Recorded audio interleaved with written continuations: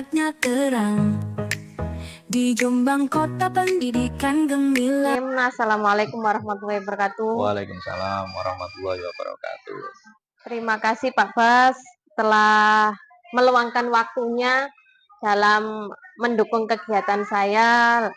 Ini tentang wawancara terkait proses pengambilan keputusan berbasis nilai-nilai kebajikan sebagai pemimpin. Langsung mawon pertanyaan yang pertama. Jelas Pak Bas sudah lama menjadi pemimpin di SDN Kuaron 2 niki. Nah, selama menjadi pemimpin niki, bagaimana Pak Bas dapat mengidentifikasi kasus-kasus yang merupakan dilema etika atau bujukan moral? Terima kasih Bu Ima. Di dalam dilema etika itu kita harus memutuskan di antara pilihan yang sama-sama memiliki alasan yang kuat. Sehingga untuk mengidentifikasi antara dilema etika atau bujukan moral itu kita harus lihat dari pembuatan keputusan. Jika alasannya itu masuk akal dan tepat, itu berarti masuk dilema etika. Tapi apabila jika alasannya yang tidak sesuai, maka itu masuk bujukan moral. Begitu.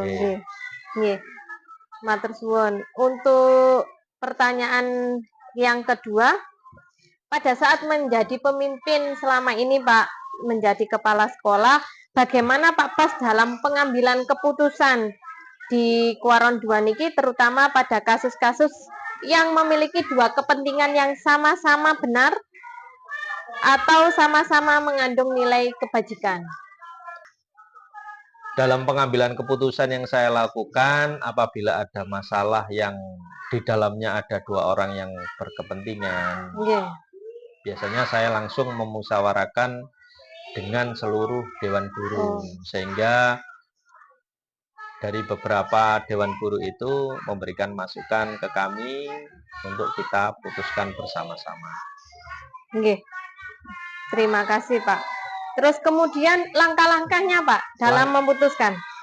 Untuk langkah-langkahnya kita lakukan rapat, Bu Ima. Jadi kita lakukan rapat internal dengan Bapak Ibu Guru yang ada di sekolah. Sehingga makanya kalau kita mengadakan rapat atau musyawarah dengan Bapak Ibu Guru yang banyak atau semua, itu insya Allah kita membuat keputusan itu bisa tepat. Karena berbagai masukan dari teman-teman guru, rekan-rekan guru ada masukan. Kemudian hal-hal apa yang dianggap efektif dalam memutuskan kasus tersebut Pak? Sebenarnya kalau kita dalam pengambilan keputusan efektif itu, yang paling efektif itu sebenarnya kita harus melakukan tindakan preventif sebelum terjadinya permasalahan yang ada di lembaga. Contohnya seperti katakan ada bullying lah, seperti bullying. Sebelum terjadi bullying, maka kita lakukan tindakan preventif dengan sosialisasi ke anak-anak, ke orang tua, sehingga anak-anak tahu akibat dari bullying tersebut. Berarti sebelumnya itu diberikan sosialisasi. Betul. Sebelumnya anak-anak itu dirangkul, guru-guru juga dirangkul, diajak kerjasama. Betul. Seperti itu. Kemudian tantangannya Pak dalam memutuskan kasus tersebut? Nah, biasanya itu tantangannya karena kita melihat kemanusiaan ya. Dari sisi kemanusiaan itu yang membuat kadang-kadang kurang tegasnya atau kebimbangan dalam mengambil keputusan. Itu tantangannya sebenarnya. Jadi dari segi kemanusiaan saja. Berarti kita itu harus berpikir rasional. Betul, begitu Pak? Kemudian pertanyaan selanjutnya, dalam pengambilan keputusan penyelesaian kasus dilema etika, apakah Bapak mengagendakan Pak? Atau membuat jadwal terlebih dahulu? Saya tidak melakukan jadwal, jadi kalau ada kejadian ya langsung pada saat itu kita selesaikan bersama-sama. Nggih, berarti tidak menumpuk Betul. pekerjaan, Nggih, langsung langsung. diselesaikan, langsung diajak kolaborasi, dewan guru dikumpulkan begitu, Pak? Betul. Nggih nggih nggih. Pertanyaan selanjutnya, Bapak, siapa saja yang terlibat, Pak, aktor dalam penyelesaian kasus dilema etika tersebut? Lah, aktornya ya teman-teman guru semua. Jadi kepala sekolah tidak bisa bekerja sendiri tanpa ada bantuan, tanpa ada usulan dari teman-teman guru yang ada di lembaga. Kepala sekolah bukan apa-apa tanpa Bapak Ibu guru. Oh, nggih, Nggih, berarti kerjasama ini yang paling diutamakan. diutamakan, Nggih. nggih. Nggih, berarti dalam satu keluarga ini hubungannya terjalin Betul, baik, nggih. nggih, harus seperti itu, nggih. Terakhir, Bapak, mungkin kesimpulan dari pertanyaan ini, nggih, semua hal yang telah disampaikan, pembelajaran apa yang dapat dipetik dari pengalaman dalam pengambilan keputusan kasus dilema etika? Nah, dari pengalaman selama ini, bahwa yang paling berat adalah mengambil keputusan itu bertentangan antara aturan dengan kemanusiaan. Itu pengalaman atau pengambilan keputusan yang benar-benar harus kita lihat dari berbagai sudut pandang. Lah, makanya untuk mengambil keputusan tersebut kita harus banyak menerima usulan dari rekan-rekan guru, sehingga keputusan itu bisa kita ambil dengan tepat. Kita juga tidak melanggar aturan, kita juga bisa bisa istilahnya memanusiakan manusia itu yang harus kita utamakan. Nggih, Itu, berarti Bu. begitu beratnya nggih, Pak, jadi kepala sekolah. Menjadi kepala sekolah itu berat sekali, bukan karena administrasi, bukan karena istilahnya pembelajaran yang ada di lembaga, tapi bagaimana mengelola lembaga itu, bagaimana mengelola Bapak Ibu guru ini agar bisa kondusif, karena kita harus menghadapi beberapa karakter seseorang. Yang satu karakternya A, yang satu B, yang satu C, sehingga kita harus memahami itu. Kalau kita tidak bisa memahami itu ya sekolah tidak akan bisa kondusif. Bahkan dulu saya punya pengalaman dari diklat kepala sekolah.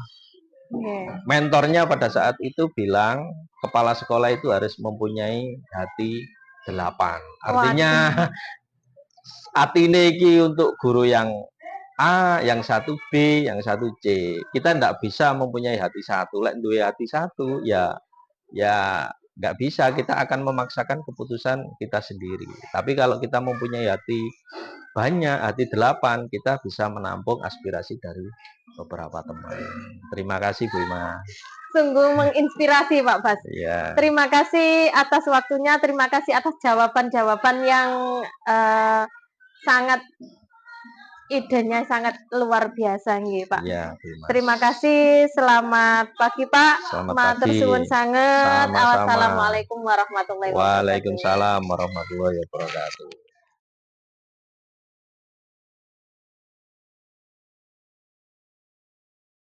Nggih, assalamualaikum warahmatullahi wabarakatuh. Waalaikumsalam warahmatullahi wabarakatuh.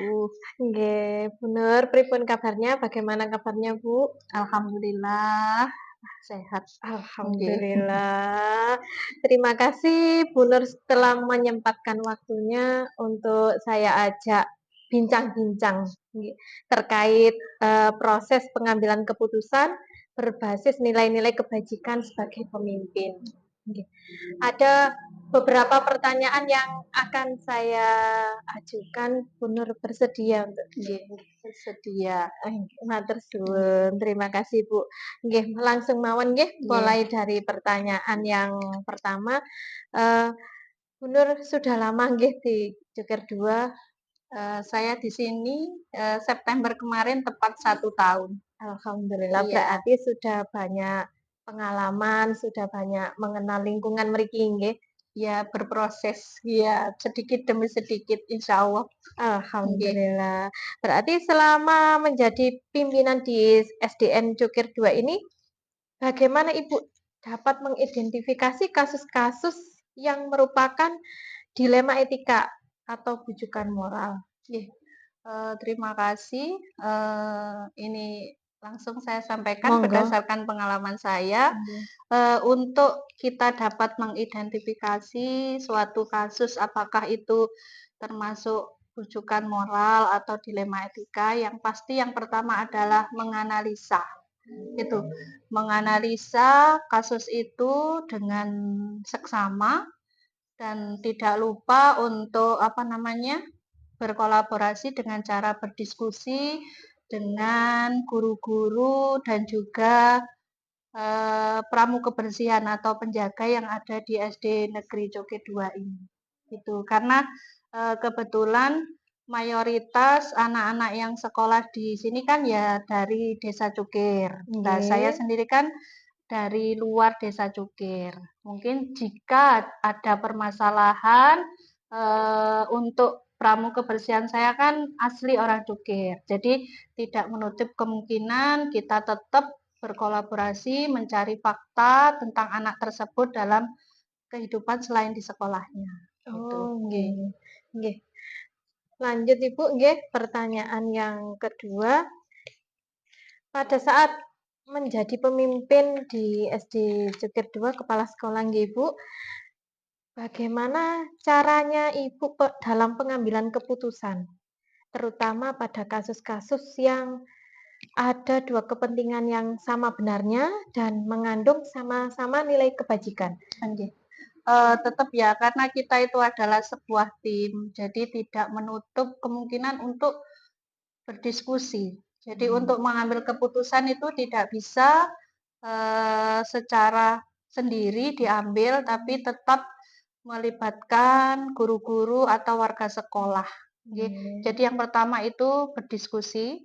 Namun tetap ya, karena ini mungkin bagi sebagian guru yang belum mengikuti program guru penggerak itu kan kadang tidak paham apa dilema etika, apa bujukan moral.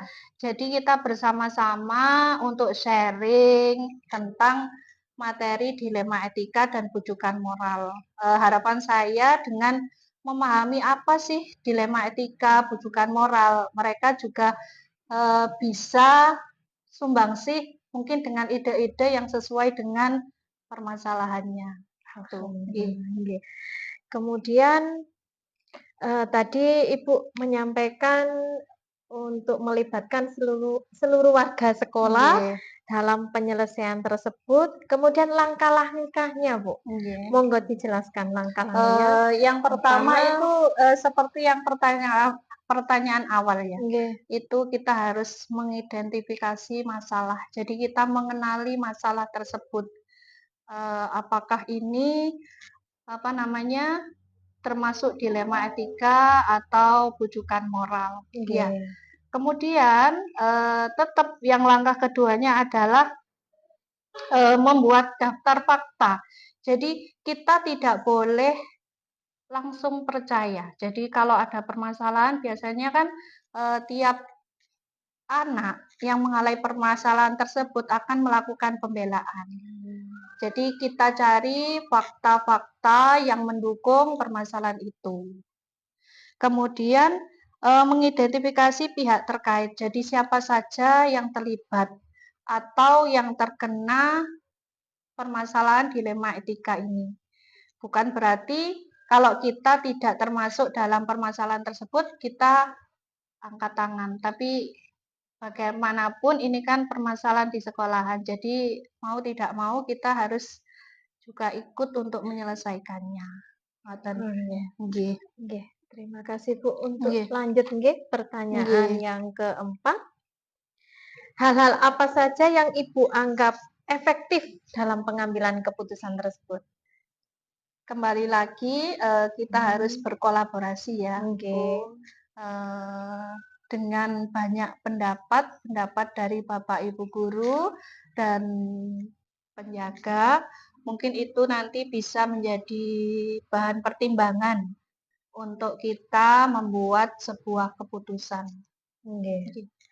Kemudian tantangannya Bu, monggo dijelaskan. Untuk tantangan nggih, kadang ya kalau ada permasalahan seperti itu seringnya muncul adalah rasa iba, rasa nggak tega, rasa Nggih. kasihan gitu. Pasti yang sering adalah itu yang muncul, Bu. Nggih. Rasa kasihan niku Nggih, nggih yang iya. sering muncul itu. Jadi terus bagaimana kalau saya ambil keputusan Nggih, begini, nggih. jika begini bagaimana kasihan anaknya, Kasihan begitu. anaknya, Nggih. kasihan orang Iya tuanya, juga. begitu nggih Bu. Nggih. Nggih. Nggih. Lanjut nggih Bu, untuk pertanyaan yang keenam, dalam pengambilan tersebut apakah Ibu mengagendakan atau membuat jadwal ngeten? Atau langsung diselesaikan seketika itu? Pripun? Itu tergantung permasalahannya ya, Bu. Kalau dirasa itu tidak terlalu berat, ya kita selesaikan saat itu juga. Namun jika permasalahan itu agak urgent atau berat, ya kita butuh waktu, ngoten lho. Karena kita juga butuh bermusyawarah, berdiskusi juga, Butuh agar jangan mengumpulkan sampai fakta. jangan Nggih. sampai salah dalam mengambil keputusan. Nggih. Nggih. Kemudian bentuk kan itu tadi ada yang langsung seketika itu, ada yang butuh musyawarah, butuh mengumpulkan fakta-fakta. Kemudian kalau mengumpulkan fakta-fakta tersebut biasanya berapa lama, Bu? Prosedur yang harus dijalani bentuk-bentuknya itu terus bagaimana ngeten? Bentuk-bentuknya itu kita yang pertama itu dari dalam sekolah dulu gitu, bisa Nggih. bertanya dengan temannya. Kalau sudah yang di sekolahan, kita lanjut ke keluarganya. Untuk tahapannya biasanya ya sekitar paling ya 3 hari cukup gitu loh. Oh, Nggih. berarti butuh jeda waktu hanya Iya, sebentar iya, nggih. Berarti nggih. permasalahan tersebut harus segera Iya, terselesaikan, tidak kembali lagi, jika sekiranya itu tidak berkaitan dengan hukum kan insya Allah tidak butuh waktu lama lama gitu loh. nggih, nggih. Ngaten nggih. Nggih, selanjutnya nggih, Bu. Aktor yang terlibat, Bu. Tadi kan Ibu kan menjelaskan ya aktor yang terlibat seperti pramuka kebersihan, Bapak Ibu guru, Iya. ngeten nggih. Tolong Ibu jelaskan perannya, Bu, perannya. Peran dari aktor-aktor tersebut. Oh iya. Untuk bisa mengumpulkan fakta, saya menyampaikan bahwa tadi adalah melibatkan Bapak Ibu guru dan pramu ya. Nggih. Pramu kebersihan kan sekali lagi kan asli penduduk Desa Cukir. Paling tidak beliau bisa memperoleh informasi yang lebih banyak. Ngoten Oh, lho. nggih, nggih. Nggih. Jika dirasa itu masih kurang banyak, karena kan untuk anak atau orang lah dari hari ke hari kan kadang mengalami perubahan. Ya, Nggih, jika nggih. memang dirasa dulu baik kok sekarang menjadi begini. Lah, itu bisa nanti kita wawancara atau berbincang-bincang dengan Berbincang-bincang santai. nggih, tetangga, Nggih. Oh, ngoten. gitu, nggih. Iya. Terus untuk Bapak Ibu guru, Bu? Bapak Ibu guru ya itu tadi sebelumnya kan di dalam kelas, Oh, berarti karakter dia kan dia. lebih mengenal karakter anak itu. Berarti karakter Dia anak mengenali di karakter, kelas. terutama untuk guru kelasnya, Oh, gitu. begitu. Nggih. Nggih. Alhamdulillah sampai di pertanyaan terakhir, Bu, Nggih. untuk kesimpulan dari kegiatan ini, dari semua hal yang telah Bu Nur sampaikan, pembelajaran apa yang dapat Bu Nur ambil dari pengalaman dalam pengambilan keputusan kasus dilema etika? Nggih. Yang pertama itu adalah berkolaborasi dulu, berdiskusi. Itu bagi saya berdiskusi. Dari berdiskusi itu kita bersama-sama bisa mengidentifikasi suatu permasalahan. Jadi mengelompokkan ini termasuk permasalahan yang bagaimana. Kemudian setelah melakukan identifikasi, menganalisa. Setelah menganalisa, kemudian kita mencari fakta. Tujuannya apa? Sekali lagi biar tidak salah dalam pengambilan keputusan. Dan yang paling penting itu adalah tidak terburu-buru. Ya. Oh, nggih. Dalam Iya. membuat keputusan tidak terburu-buru. Iya. Terus kemudian jika muncul suatu permasalahan yang termasuk dilema etika, itu jika kita sudah mengambil suatu keputusan, kita lakukan refleksi. Jadi tetap kita pantau apakah pengambilan keputusan ini memang tepat gitu loh. Tujuannya apa? Biar bisa jadi pembelajaran mungkin jika suatu saat muncul permasalahan yang sama. Jika yang itu tadi kita ambil keputusan kok oke ya, dampaknya baik buat anak. Tidak menutup kemungkinan jika ada permasalahan yang sama, kita bisa pakai metode yang sama. Gitu. Nggih. Terima kasih Bu Nur atas ilmu yang disampaikan, atas pengalaman-pengalamannya juga yang telah diberikan. Semoga bermanfaat untuk saya dan untuk masa depan SD Cukir 2 menjadi lebih baik lagi. Ya, terima kasih Bu, tetap semangat ya. Terima kasih. Nggih. Wassalamualaikum warahmatullahi wabarakatuh. Waalaikumsalam warahmatullahi wabarakatuh. Merdeka belajar cita-cita bersama.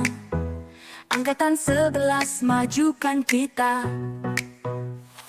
Maju terus pantang mundur, ilmu ditanam siswa disubur. Harapan tinggi masa depan cerah, angkatan 11 tetap semarak.